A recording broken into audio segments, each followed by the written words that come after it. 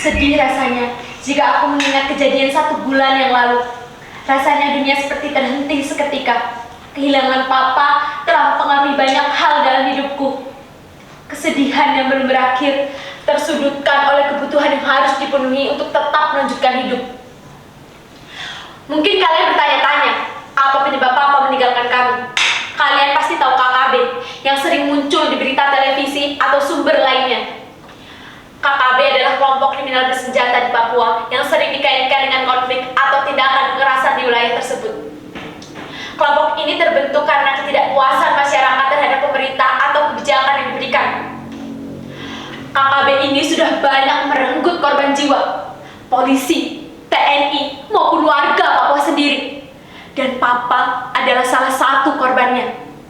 Papa adalah pendulang emas di daerah Yahukimo yang menjadi salah satu tempat teror pemberontakan KKB. Pemberontakan ini mengakibatkan 15 orang pendulang emas meninggal. Dalam sebuah berita dijelaskan bahwa dalih dari pemberontakan ini adalah pendulang emas disinyalir sebagai agen intelijen militer yang sedang mengawasi KKB di kawasan tersebut. Dalih itu selalu dikatakan oleh juru bicara Tentara Pembebasan Nasional Papua Barat Organisasi Papua Merdeka atau yang lebih dikenal dengan TPNPB-OPM setiap diwawancarai. Bahkan ada kejadian yang mengakibatkan guru serta tenaga kesehatan dianiaya oleh KKB dengan alasan atau dalih yang sama. Aku sangat kecewa mendengar dan membaca berita yang tersebar. Apa sudah tidak ada lagi jalan keluar agar tak ada lagi teror di wilayah kami? Kami merasa sangat tidak nyaman, tidak leluasa untuk melakukan aktivitas di luar rumah. Kami dihantui kematian yang kami sendiri tidak tahu apa alasan kami menjadi korban dari teror tersebut.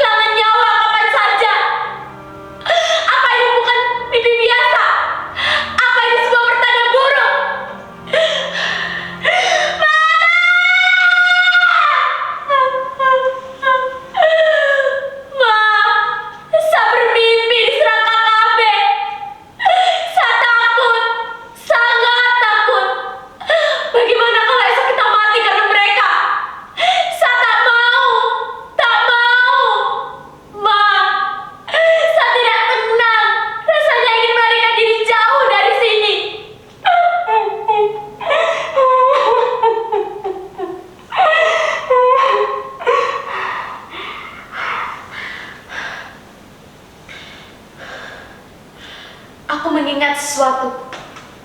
Papa ada dalam mimpiku. Samar-samar wajah Papa tampak penuh senyum merekah karena melihatku. Tapi dadanya merah, berdarah. Aku tak sanggup melihatnya. Pasti ia kesakitan saat itu. Tapi aku tak bisa berbuat apa-apa. Papa mengulurkan tangannya, memanggil namaku. Wenda. Nak, Wenda, seperti ingin menggapaiku, menyelamatkanku, menjauhkanku dari bahaya yang ada di sekitarku. Sama seperti saat Papa masih hidup, ia selalu ingin melindungiku dari bahaya apapun yang mengancamku. Tapi aku takut.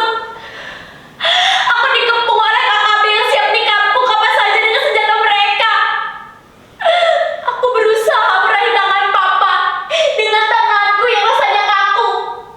Senyum Papa mengisyaratkan bahwa Papa berpesan agar aku kuat menjaga Mama, agar aku tetap melanjutkan pendidikanku. Papa tahu benar bahwa aku bercita-cita menjadi seorang pengacara di kota. Ia selalu bekerja keras untuk mewujudkan cita-cita sang anak dan membahagiakannya. Papa juga selalu mengingatkan aku agar aku tidak meninggalkan Tuhan apapun kondisinya.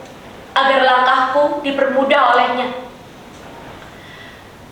Benar, jika cinta pertama anak perempuan adalah papanya, kehadiran papa begitu penting bagiku dan mama.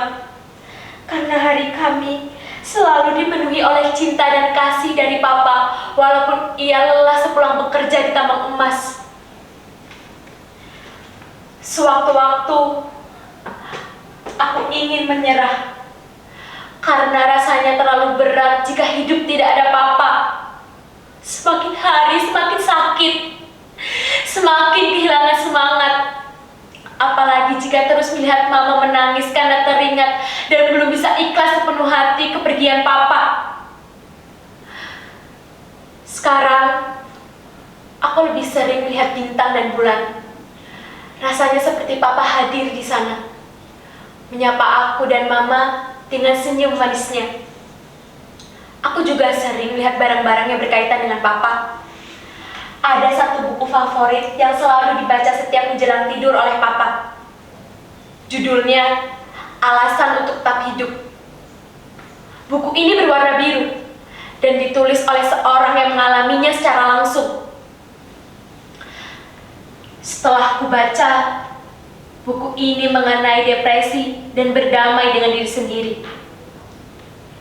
Buku ini membuatku belajar lebih tentang papa. Walaupun ia sudah tiada, dan aku tidak bisa menemaninya melewati masa-masa sulitnya.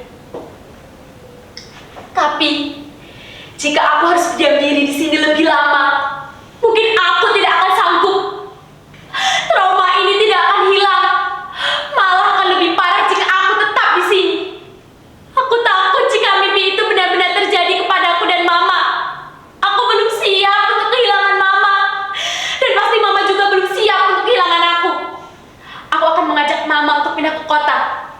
Kami dapat mulai hidup yang baru. Mungkin itu lebih baik daripada kami tetap di sini dan terpuruk mengingat apa yang terjadi 1 bulan yang lalu. Mama, bagaimana kalau bulan depan kita ke kota? Kita cari tempat tinggal baru di sana dan pekerjaan yang layak untuk mama serta sekolah untuk sah. Mama kan sarjana, pasti tidak sulit untuk mencari pekerjaan di kota. Mama pasti terkejut mendengar apa yang saya usulkan. Saya merasa bahwa hidup di sini dengan banyak ketakutan akan membuat kita semakin terpuruk dan sulit untuk mengikhlaskan kepergian papa. Kita harus bisa mulai hidup yang baru. Harus bisa mengikhlaskan kepergian papa agar ia tenang di sana. Wenda, mama tidak tahu apakah ini keputusan yang tepat atau tidak. Namun sepertinya ini adalah jalan keluar agar kita bisa lebih tenang dan tidak takut lagi akan berbagai teror yang mengancam. Jika mama setuju, kita harus membereskan rumah serta barang-barang sebelum kita tinggalkan rumah ini untuk sementara. Ya, hanya untuk sementara. Sampai kami siap dan jauh lebih baik. Suatu saat jika kami sudah siap, kami akan kembali ke rumah ini.